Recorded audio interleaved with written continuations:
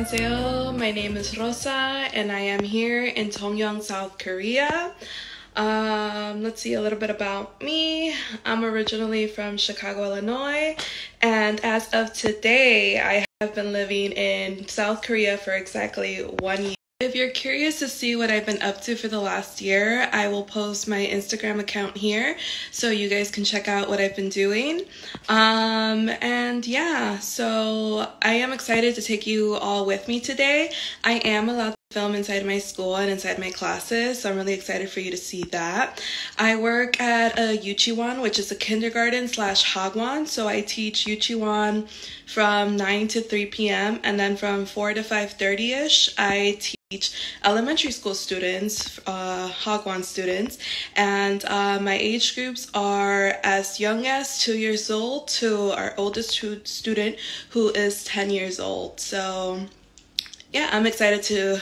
Well, I don't have a ton to say unless you all ask me questions. I will put a box here somewhere and I will try to answer your questions to the best of my ability. I will let you know that I do live alone and I do have a bigger apartment than most teachers do when they first come to South Korea. I got really lucky as well as with my hagwon. I love my hagwon. Of course, nothing is ever perfect, but I got pretty lucky with my school, my housing, and I will show you that all a little bit later today. But overall, I'm excited. Are you excited? Because I'm excited. So I won't post until a little bit later today because I do have kind of a really busy day today. But yeah, I'll take you all along with me. Let's go. Swim! How do we swim? Good job, everyone. Okay. What about walking? How do we walk? Good job, Julie. And sleep. How do we sleep? Oh. Very good job, girls. Okay. Let's listen. I am getting a lot of questions. I will answer them all later today when I get home. I am on my 15-minute break, which is used for making copies or just eating a snack or whatever it is that I need to do. I do have 2 more classes right now with age group 6 and age group 7. They're going to be back-to-back 30 minutes each. And so, yeah, I will show you a little bit of what I do in those classes. And I forgot to mention that the material's already prepped for me. I just have to oversee, go over it just to see how I can be as animated as I can for the kids and just be able to know what I'm teaching. But yeah, I do little to no prepping, which is a plus. So yeah.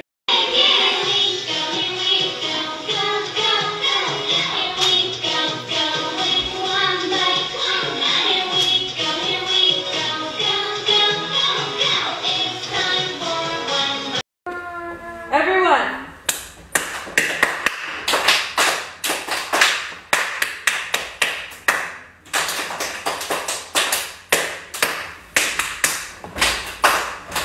Woo, we got it.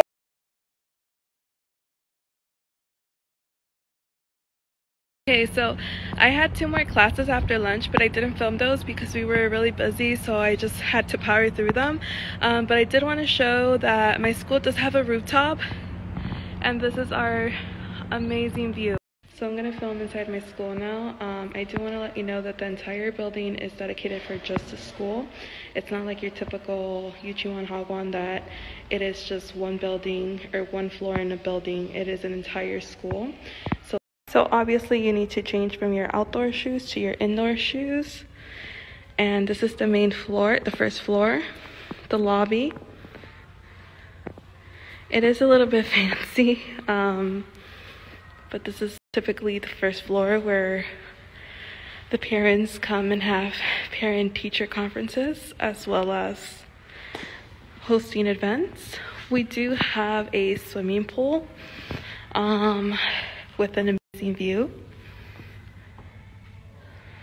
And yeah, this is the first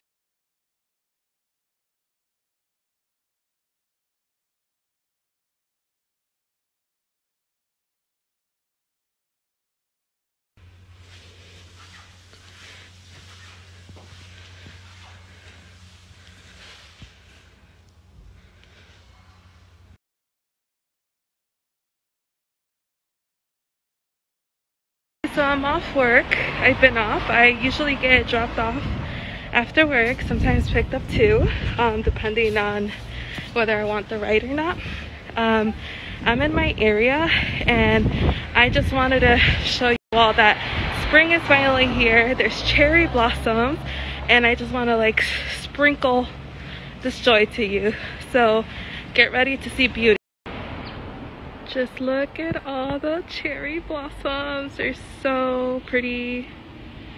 And the road just goes down full of cherry blossoms. Y'all, before I get home to have some dinner, I just wanted to show you one of the views that I have here in Tongyeong. So we have two bridges, and this one actually lights up during the nighttime, but you can see that it's not lit right now. So also, one thing about spring, mosquito season, there's plenty of mosquitoes around me. But yeah, I just wanted to show you guys the view. And like I said, I'm surrounded by water, so plenty of water views. I'm gonna head home, get some dinner now, and answer any questions you have. So let's do it.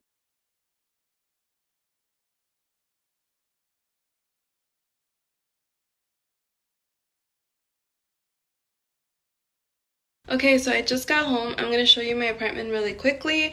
I don't want anyone to feel bad, and I also don't want to give anyone false hope. Like I said, I got really lucky with my apartment. But yeah, I'll show you like a really quick outline of. Okay, so like any traditional Korean apartment, you take your shoes off before you come in. To my left is my dining area. This is where I eat. This is where I cook. That's where I wash my dishes. My fridge. Room 1 where I'm currently sleeping, room 2 which is my old room / entertainment room, and bathroom that is a wet room.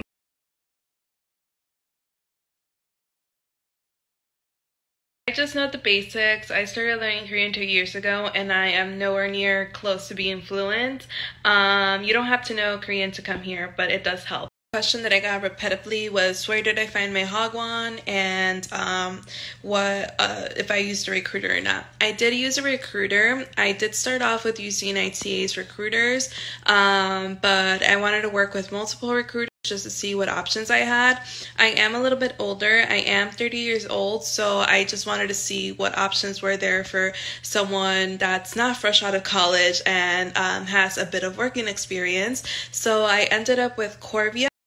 Before even selecting a recruiter, definitely do your research. Like, it took me a really long time to find out how to get to Korea and what I needed, and I actually had a timeline planned out, so that's one thing that helped me. And like I said, I worked with recruiters, but I ended up going with the job selected by or presented to me by Korvia, and I have no regrets ever since.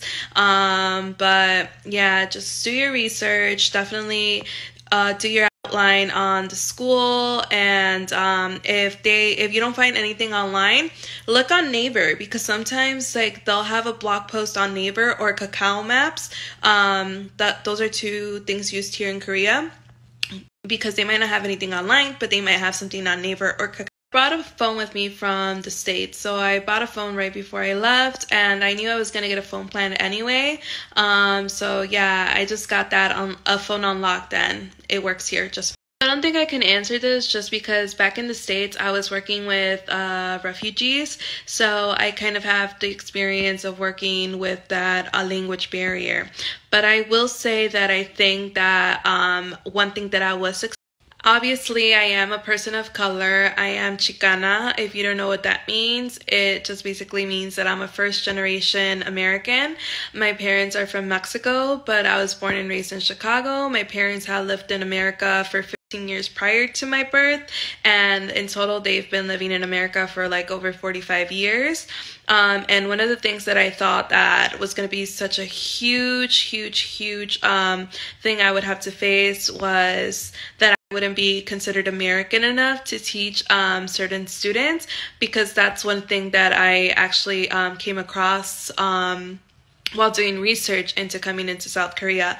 But thankfully, my students' parents They love me. They get us gifts all the time. So I'm really so happy that they see me and they love me and they want to send. This is going to be the last question, and then I guess that will be it for today. If you have any more questions, feel free to message me on my account and I will be glad to answer them to the best of my ability, of course, because everyone have to really do your research on where you want to go and where you want to be. Definitely look up the area. One thing that I do recommend is that you look for Facebook groups, because some areas in Korea are so secluded that you're the only foreigner miles away, and there's other areas that have a bunch of foreigners.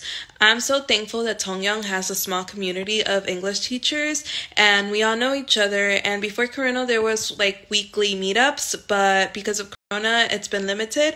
But that's how you make friends here, foreigner friends. It's really hard to make Korean friends, but that's a whole nother subject for a different day, different story.